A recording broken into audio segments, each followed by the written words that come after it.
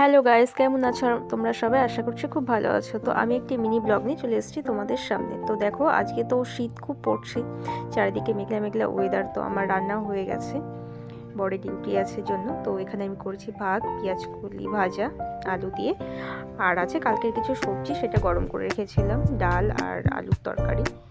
আর করেছি হচ্ছে এখানে আর মাছের ঝোল। তো আর মাছের ঝোল আর আছে চাটনি।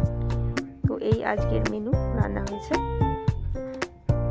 তো তোমাদের কি কি হয়েছে প্লিজ আমাকে বলো। আর দেখো, চারিদিকে একটু বাইরে তাকিয়ে যে একটু ঝিরিঝিরি বৃষ্টিও পড়ছে। তো দেখলাম বৃষ্টি ভালোই মোটামুটি পড়ছে, বেশ জল পড়ছিল বৃষ্টির। আমি এবার ঘরে এসে বিছানাটা একটু গুছিয়ে নিলাম।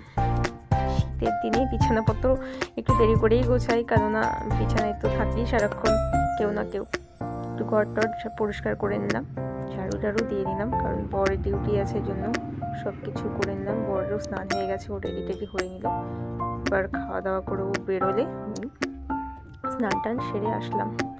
স্নান টান করে টোরে নিয়ে মেয়েরও স্নান হয়ে গেছে। ওকে বললাম যে চল আমরা এবার তাহলে খেয়ে নিই। আমি রেডি টেডি হয়ে নিলাম। যা ঠান্ডা পড়েছে, স্নান টান করে পুজো টুজো দিয়ে এবার মা মেয়ে দুজনে মিলে খেতে বসবো। চলে গেলাম খাবার আনতে। টেবিলে খাবার টাবার রেডি করে নিয়েছি।